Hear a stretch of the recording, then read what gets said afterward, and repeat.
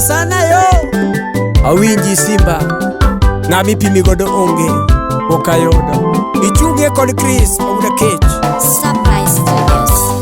Anaga otuma Yesu na monda paki godo ine miromo ya usipi oda ya Yesu simbala kapano kumigola sana na yuanga loka kaparo kumba kigodo yaga Yesu na anyuala nelawa na onge yueo ine migolo kuo manganyuala Yesu na ine migolo nyera magosiepe Yesu nane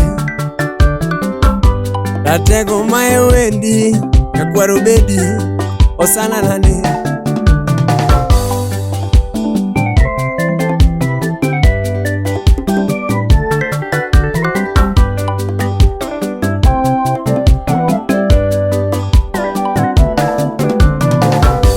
ine miluongo nyinga kindo siepe madongo na sache lija yo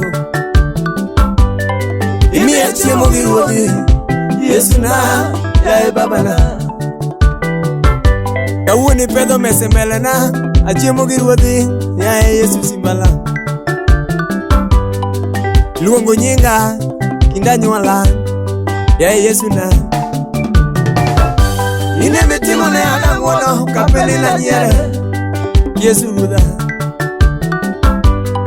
sama ji wero mono mabeyo siepna wendi nega sama ji wero jotelo madongo Yesu na to an wendi nega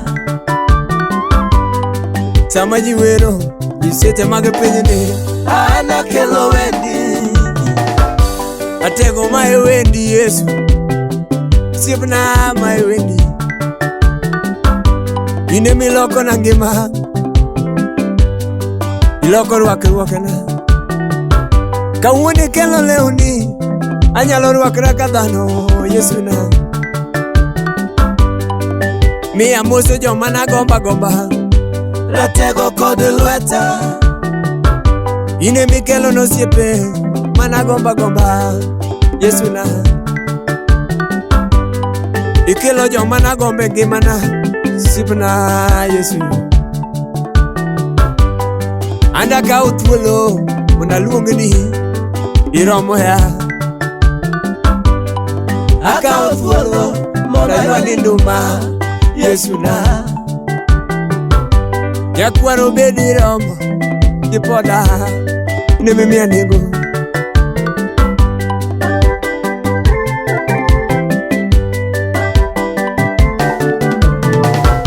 sama nadonge nalawa ne ok ang'eyo ni chieng' nabed gi geno kata somo e ngimana te naonge geno siepe nene nyiero dala anyuola nene nyierowa kawuono gineno gi chien gineno ng'wono mitimonwa kawuono gineno gi chien ka gineno ng'wono mitime dalawa ine migolo tho madwe ka dwe tikelo ngima igola jara kod nyiera tikelo ng'wono ine migolo nwa duk noromowa Yesu na e kinde no duk noroma Yesu na erokamano ruodhi ngima Nyasaye maratego seneno ng'wono ni Lwanda imedi chung' kodwa ratego mondo wamed paki medi chung' kodwa Nyasaye maratego imed umo ngimawa ni e lweti ratego Surprise Studios. kaondumana kawuono ni Yesu meja yae tuluongo wegi nyakwaro bedi emikwongo luongo ani waya luongo wegi oberanani jatele mikwongo luongo engimana pok ayudo mach machielo madapimi godo. E ngimana pok ayudo moro madapimi godo. Mon gi chuo wero nyiri mabeyo beyo ratega kel wendi. Osiepe moko wero nyiri ratela kel wendi. Jomoko wero josiasa mayuko jamna. Anto wendi chanda nakwaro bedi adengni godhiambo. Pok ayudo pok aneno ayaye simba ma iwendi. Mako lweta kawuono, timbo mako lweta kawuono. Timona madongo ratego, imako lweta wetingi malo. Wongo maganyuola ayande luwa simbo tieko na te.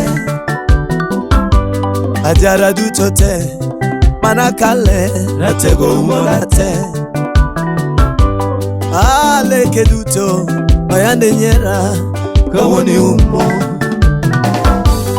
Simba pakinade kapod angima waro bedi yo. Simba dendi nango kapod angima ameja yo. Aparo kumigola alitna, aparo kumigola alitna. Iwanga chuer pile kapile meja. Aparo nguono mitimbona kama nongeyo kawuono ni anyalo wuoyo kinoganda. Atuono loso mbesa na chiemo gi ruodhi wasika neno gi wangi. Awewe jiro te lweti onge machielo madapim kodi Nyasaye mi wasiepe maber ngimawa. Erokamano jaloyo ichunge kod Spencer Akinyi ruodhi ngima. Erokamano Yesu Simba.